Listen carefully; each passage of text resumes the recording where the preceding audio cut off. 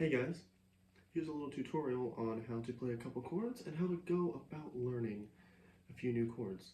So we're going to start with the G chord. As you know, there's 6 strings on the guitar. The low one is the 6th string, it's the E string. The 5th one, and then you've got the 5 others. And the top one is your E string. For the G chord, we only need 2 fingers, the middle finger and our ring finger. And our middle finger is going to go on the 3rd fret of the low string, the 6th string. To get up there, these middle bars are our frets, and we're going to count up 3 of those. 1, 2, 3. We're going to put our finger directly behind the fret. You don't want it on top of it, because you get a bad sound, it's muted. You don't want it too far back, because it's either muted or will buzz awkwardly.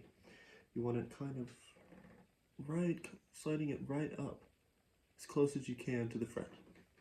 Then we're going to take our ring finger and put it on the 3rd fret of the high E string, the 1st string. And the only other thing you need to remember is your middle finger, this one, whenever you're playing it on the G string.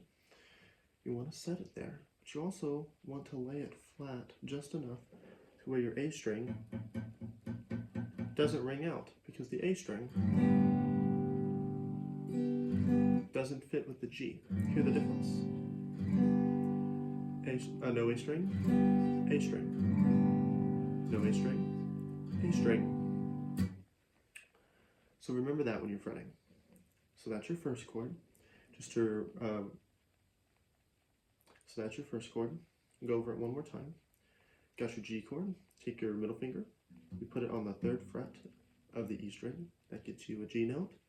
You lay it flat just enough to where your A string is muted. And then you take your ring finger and you put it on the 3rd fret of the high E string. And then you strum all the chords, all the strings. Woohoo! So the second chord is your D chord. So your second chord is your D chord. Now your D chord is a little bit more complicated, but it complements the G really well. So with the D chord, you need these 3 fingers. Start with our index. Our index goes to our G string, and we count up 1, 2 frets. Then we put our index finger on the 2nd fret of the G string. Then we take our ring finger, put it on the B string, 3rd fret. Then you take your middle finger and you put it on the 2nd fret of your E string. And then you strum from the D string right here down. This is what your D chord should sound like and look like. To go over that one more time, you've got your low open D string. You've got your index finger on your 2nd fret of the G string, your ring finger on the 3rd fret of the B string, your 2nd string, and your middle finger on and this is a little bit harder to see, but the 2nd fret of your E string. And the final thing I want to show you is how to go about learning new chords that you don't know yet. There's a 3-step process you can follow. The first step is learning the shape. The 2nd step is making sound with that shape, pressing down on the strings. And the 3rd step is combining that shape with other chords you know, connecting it. So let's take the C chord. So let's say you've taken some time, you've looked at your chord chart, and you've figured out, okay, this is a C chord, I have the shape. And now what you need to do is get to where you can drop your arm and make the shape mid-air and land it back on the strings. What this allows you to do is it teaches you how to learn a chord.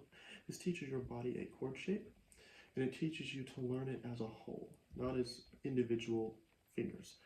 Because one of the biggest things traps that beginners fall into is the fact that they will learn a chord, but they will have to put down each individual fingers. And that is detrimental whenever you are going to start changing chords. So you want to learn a chord as a whole. The next step is once you have learned a shape and you can get to where you can drop your arm, and you can make the shape midair and land it on the strings in the correct place. Correct place is very important.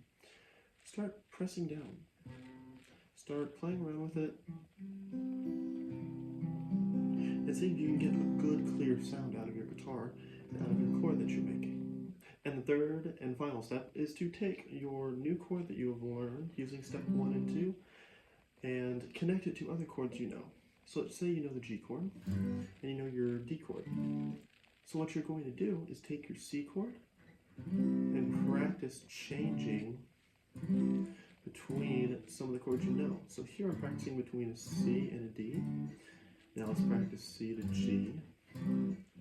The best way to do this is to change between one chord 4 times and then just switch and then try playing some music with it. So I've done C to D 4 times and C to G 4 times.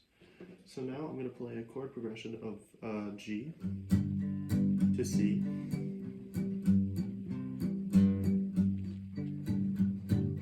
to D.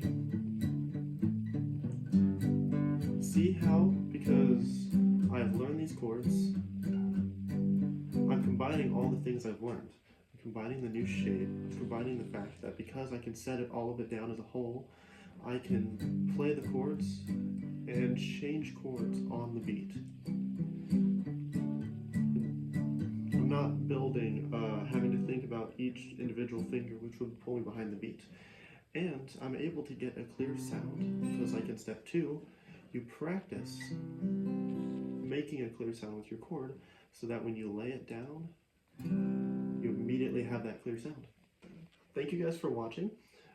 We went over your G and your D chord and how to go about learning new chords using a 3-step process of learning first the shape, and then learning how to make a clean sound with the chord shape, and then connecting that chord shape with your other shapes that you know.